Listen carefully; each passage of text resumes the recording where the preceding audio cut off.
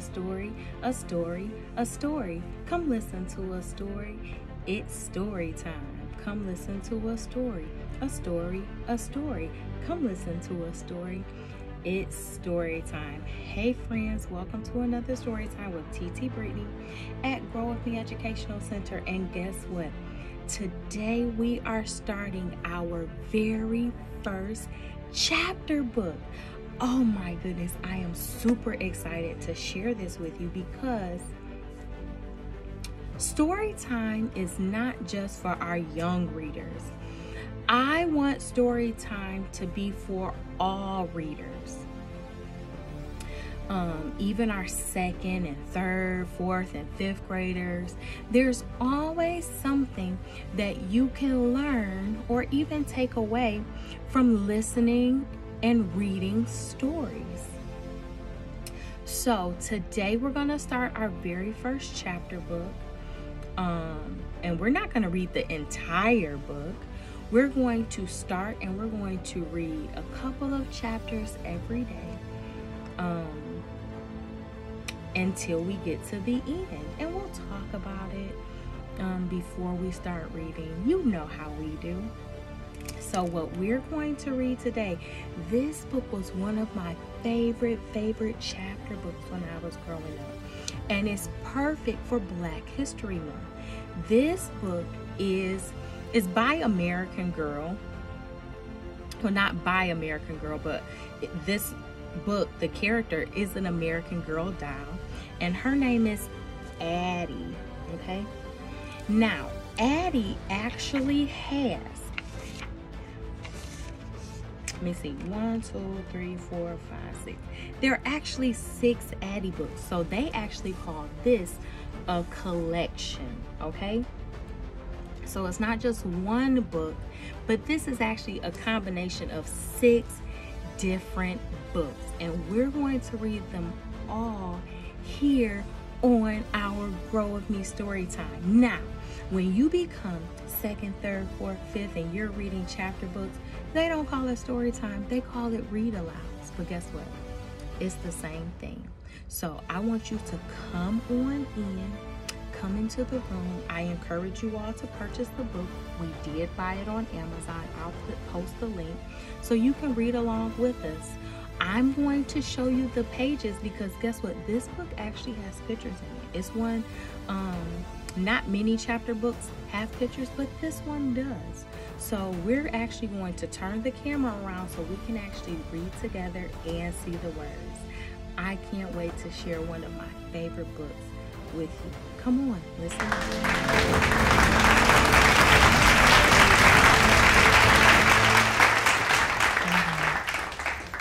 Addy Story Collection. Now, books that have chapters in it, they actually start off, friends, with a table of contents. So this is going to tell us where we can find each of the different books. We're going to start off with the book number 1, which is Meet Addy. And this is Addy and her mother try to escape from slavery because they hope to be free and unite their family. This is also Addy's family. So we have Papa, Addy's father, whose dream was to give the family strength. We have Mama, Addy's mother, whose love helps the family survive. And then we have Addy, a courageous girl, smart and strong, growing up in the Civil War. We have Sam, Addy's 15-year-old brother, determined to be free. And we have Addy's 1-year-old sister, Esther. Then, friends, we have Mr. Stevens, the man who owns Addy and her family. Auntie Lula, the cook on the plantation who looks out for Addy's family.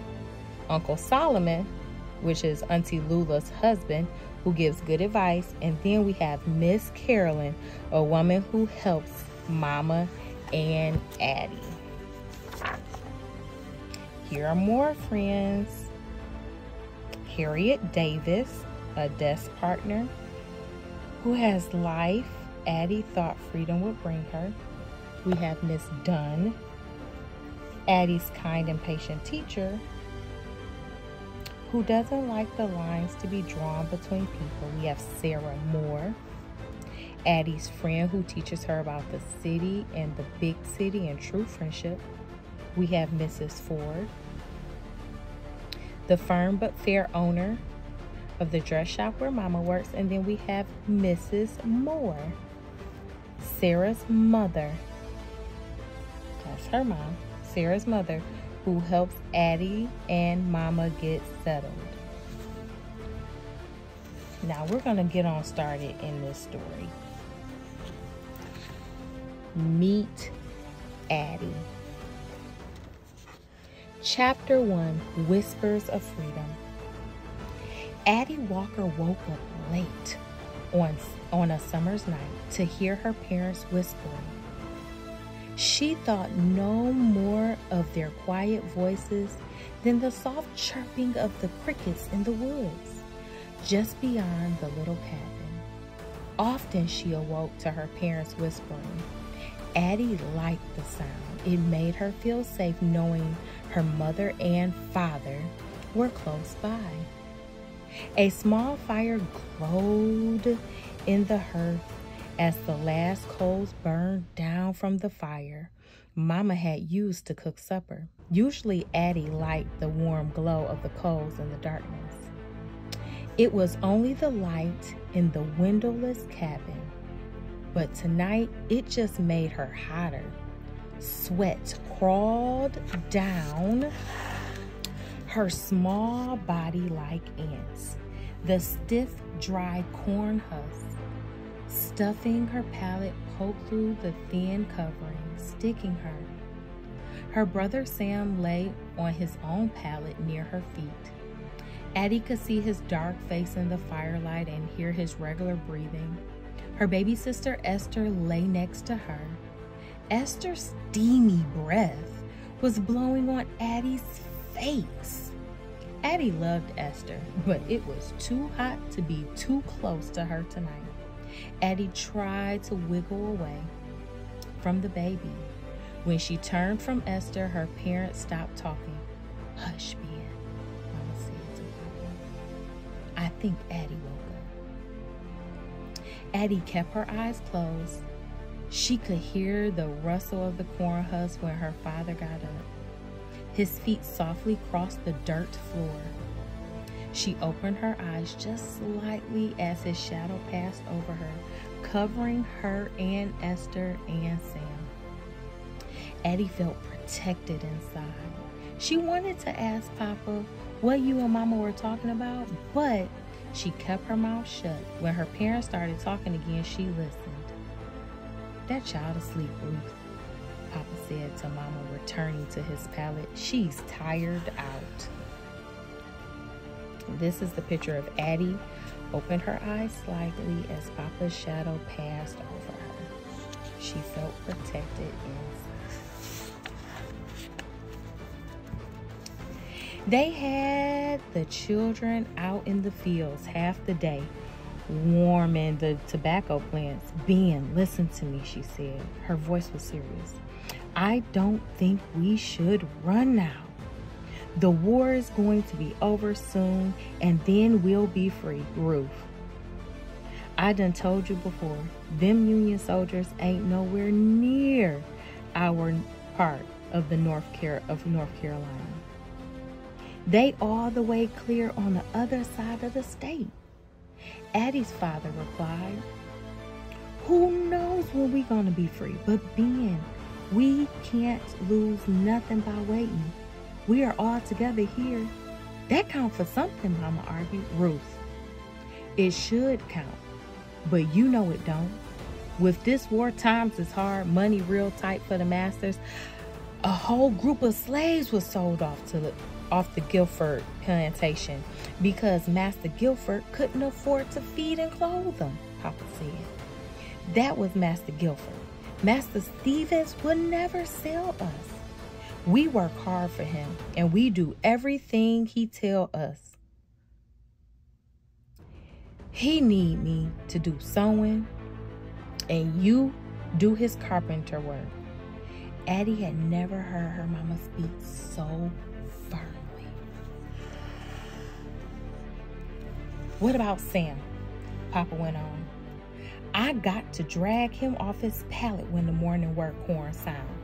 He'd get up grumbling about not wanting to work for the master and take his grumbling out into the fields. He got a hot head and a hot mouth. Sam done run off once, and now he want to go fight in the war.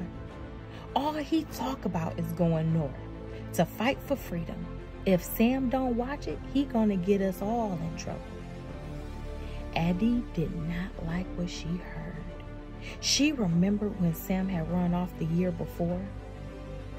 Shortly after Esther was born, he was tracked down by Master Stephen's dogs and brought back. He was tied to a tree and beaten with a whip by Master Stevens. And this, friends, they're showing you what a whip looked like back during slavery. Addy screamed and cried, but her parents did not. They had blank, empty faces that made Addy angry. When the beating was over, Sam's back was covered with blood. Papa carried him back to the cabin, and Mama and Papa cleaned the blood off of him. Finally, Addy yelled at her parents, "Y'all don't care about Sam at all. Y'all not even crying." As soon as she said that, she felt bad. "Come here," her father said to Addy softly.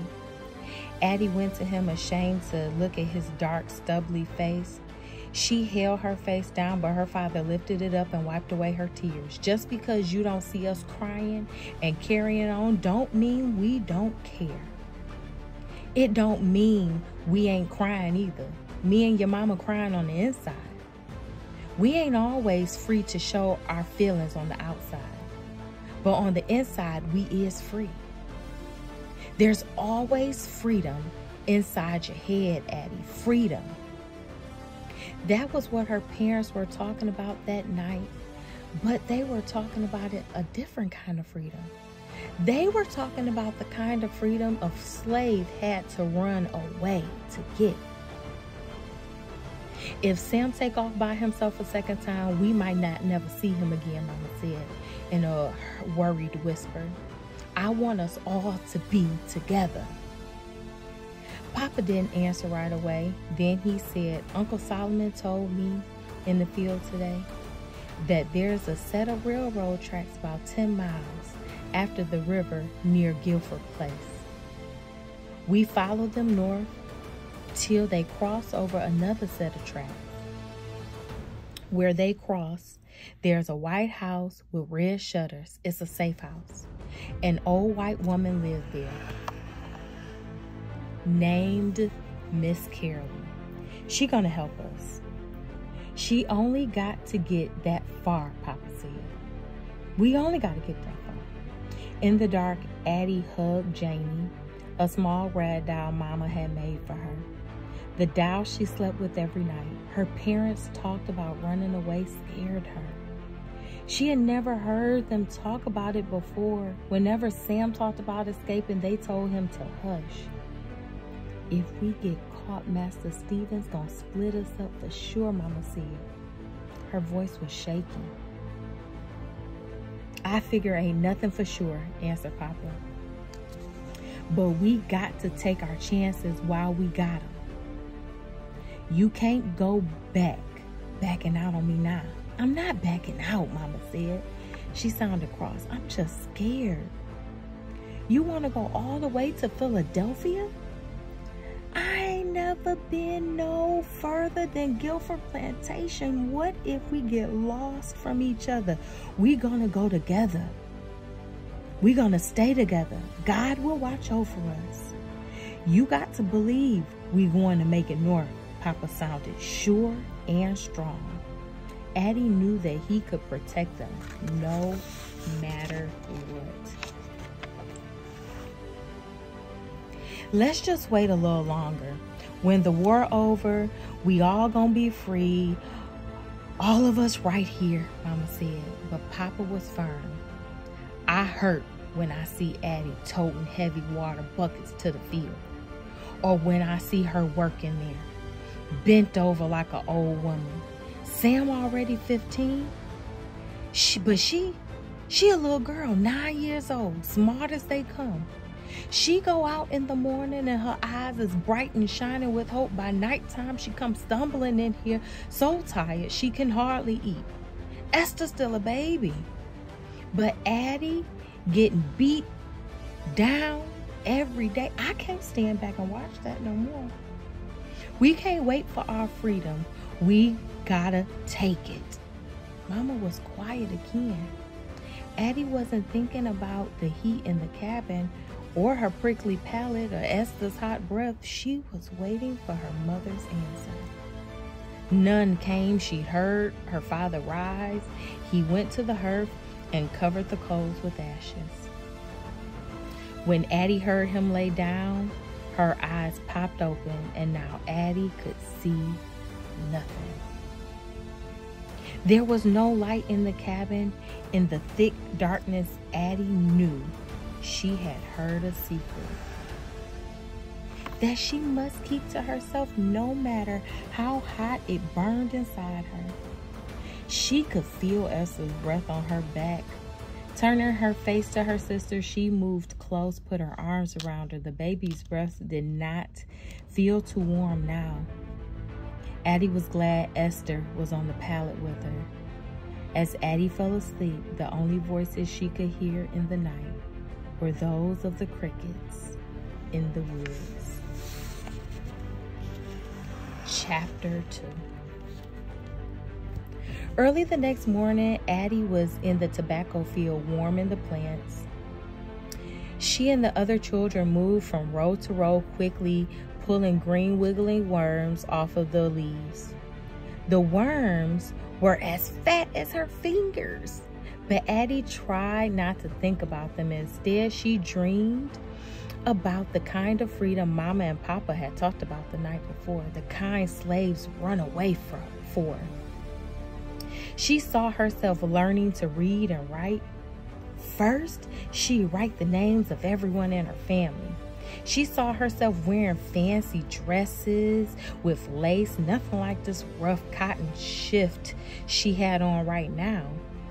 Papa would get paid for his work and buy so much food they would never be hungry. He would buy cloth for her fancy dresses and Mama would make them for her. By 11 o'clock, the sun was high overhead and Addy felt as if she'd worked all day. She had just finished warming the rows when it was time for her next chore, taking water to the field hands.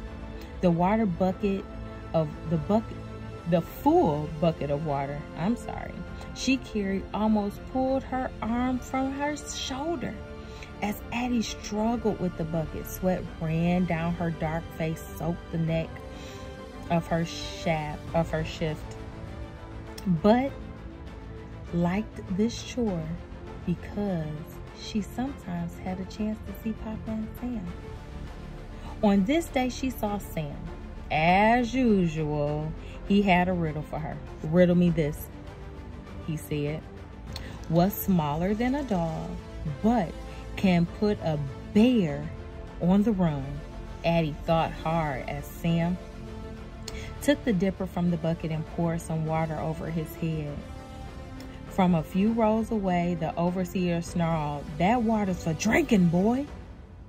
Addy saw the scowl come over Sam's face. He mumbled, "Even a horse gotta stop and cool off sometime."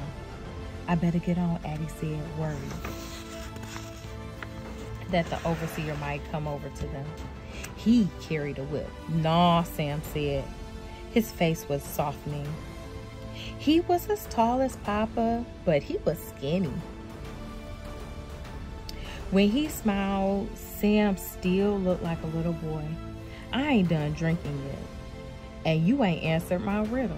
What's smaller than a dog, but can can put a bear on the run, he repeated. He took a drink while Addy thought, and she looked up to see where the overseer was. He had gone off in another direction. Addy crinkled up her eyebrows and said, "A skunk? You right. I don't know about you. You too smart for me, girl. Pretty soon, you gonna be riddling me." Sam said. "Real soon," said Addy, smiling at her brother. Addy wanted to tell Sam what she had heard her parents talking about the night before, but the escape plan was so daring and dangerous she could not share it with anyone, not even her brother. If her parents had wanted her and Sam to know, they would have told them. So Addy kept the secret inside and moved down the road to give the next field hand a drink. When the bucket was empty, she headed towards the kitchen to help Auntie Lula serve dinner to Master Stevens. The kitchen was a small brick building behind the big house. Addy hurried there, afraid that she might be late. Auntie Lula was ready for Addy to work as soon as she stepped in the building. "Wash your hands good," she said, "and take the tray of food and water to the dining room." "Yes, ma'am," Addy answered. She liked Auntie Lula. She was an old woman, old enough to be Addy's grandmother. Her skin was light and her rusty red hair was streaked with gray. She had a soft, open face, but sharp green eyes that could see right through you. Auntie Lula looked after Addy and her family. She gave them medicine when they were sick. One Christmas, she had made rock candy for Addy and Sam. Then the dinner Auntie Lula had cooked for Master Stephen smelled so good. Addy ate for a bit of it. All she had for breakfast was cornmeal mush, and that was all she would have for dinner. Maybe Auntie Lula would hide away a few scraps for Addy to eat today. Addy washed and dried her hands and then picked up the tray and hurried to the dining room. Master Stevens was sitting at the table talking to another white man, someone Addy had never seen before. She set the food on the table and then poured water for both of them. As they began to eat, she took her place standing quietly in the corner. "You got that little girl trained real good," the man said to Master Stevens. "She looks like a smart one." "I got them all trained real good," Master Stevens said. "That's why it's such a shame to let any of them go." Addy's stomach turned when she heard Master Stevens say those words. "Let any of them go," she thought. What he mean, let go? "But I have 22 slaves to clothe and feed this winter," Master Stevens went on, "and you know, it's hard with the war. I need the money." Addy stared at the floor. She was listening very closely. She let her face go blank and empty. "This boy you got for me," said the man. "How can I be sure he won't run on me too? I know he's run before. I taught him a lesson with that whip the last time he ran off," Master Stevens answered. "And you'll have his father too. His father can control him." They were talking about selling Sam and Papa.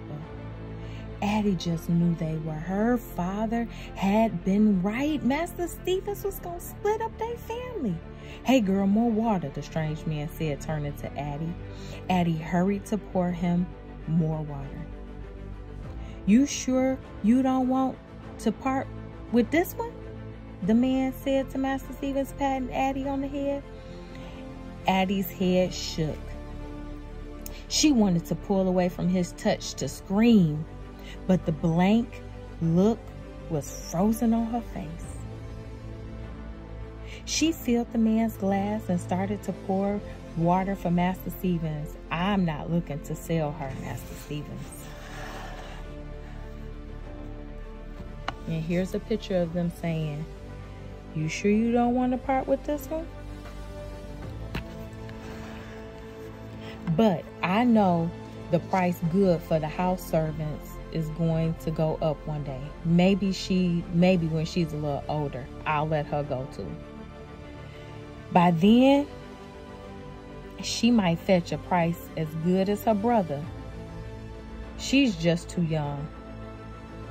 Addy was listening so hard she forgot to pay attention to her task and filled Master Stephen's glass too full. Water spilled on the table. See, I told you this one's too young, Master Stephen said to man. To Addy, he said sharply, "Girl, get a rag and clean up this mess." "Yes, sir. Yes, sir," Addy said. She was glad to have a reason to run back to the kitchen. She burst through the door. "Auntie Lula," she panted, "that man fixing to sell Sam and Papa with him. Master Stephen's gonna sell them." Auntie Lula looked worried, but when she spoke, her voice was calm. "If that be true, we don't have much time," Auntie Lula said. "Listen to me good now. Take your bucket and run to the well. Fill the bucket and head right to the fields where your brother and your father at." "But I already took water," said Addy. "Hush up, child," Auntie Lula hissed. "You a smart girl. Act like you think it's time for the afternoon water. Walk right up to Sam and your papa and tell them what you heard. If that man really coming for them, it's the only chance they got to run. I only go back to the dining room now, you get." Grabbing her bucket, Addy ran to the well. She ran as fast as she could, her bare feet kicking up puffs of dirt and those thick braids beating up against her shoulder. "Please don't take Sam and Papa. Please, God," she prayed silently as she ran. When Addy came to the well, she filled that bucket and she tried to run with it, but the water was splashing crazy over the sides. With less than a half of it left, she headed towards the field, walking as fast as she could. Her throat was dry. "Sam, Papa, where you at?" she screamed on the inside.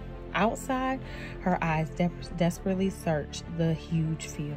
Addy was looking for Sam and Papa and didn't see the overseer until she stepped right into her path. "Hey, girl," he barked. "What you think you doing?" Addy was so startled that she dropped her bucket. "I come to bring the afternoon water," she said. "It ain't time for the afternoon water, you stupid girl. Go on, get out of here." "I thought it was," Addy stammered. "Don't give me no back talk," the overseer snarled. Addy felt frantic, but she said nothing more. She picked up her bucket and ran back to the kitchen. When she got there, she saw her mother, baby Esther, with Auntie Lula. Addy rushed to her mama and threw her arms around her. "Mama, they selling Papa and Sam." She tried to warn them. "I tried to warn them, Mama. I tried," she cried, burying her face in her mother's shoulder. "I know you did," her mother said softly. "Auntie Lula told me Master Stevens and that man headed for the barn." Auntie Lula interrupted. "Maybe they got Sam and your papa there." Addy's head jerked up. Maybe there was one last chance. Maybe she could still warn Sam and Papa. Addy raced out the door and headed to the barn. "Addy!" Mama called after her. "Wait!" But Addy did not stop. She was not thinking. Not praying, just running and running and running. When she came to the field, she saw a wagon. Sam was on it, bound and gagged, shackled, hand and foot. And they show you a picture of shackles here. They're chains. Master Stevens, the man from the dining room, and two other white men as big as Papa were standing next to the wagon. "Sam!" Addy cried out when she reached the wagon. "Oh, please, Master Stevens," Addy begged. "Please don't take Sam." "Get out of here, Addy," Master Stevens ordered, and he had a whip in his hands. Addy stopped where she was when she heard a deeper voice. "Addy, go on now." It was her father's voice. But where was she? She looked down and then saw him lying on the ground, being chained by the overseer. Papa's face was covered with dirt, but it was calm. She ran to him, falling on the ground next to him. "Oh, Papa, no, no." She threw her arms around him. He looked up at Addy. "Everything's gonna be all right, honey. You go on," he said. There were no tears on his face, but Addy knew he was crying on the inside. "Get back, girl," Master Stevens barked. Addy heard his whip crack, and she felt a lash of fire on her back, as if she was being burned. But still she held on to Papa. Master Stevens growled at her. "I told you to get. Now get on before I whip you again." He reached for Addy and yanked her away from Papa. Addy fell backwards into her mama's arms. Mama held Addy close, both of them crying. This time even Mama couldn't hide the pain. And they show you a picture of them right there. Chapter 3. I hope you enjoyed this story, and we will read 2 more chapters tomorrow. See you tomorrow.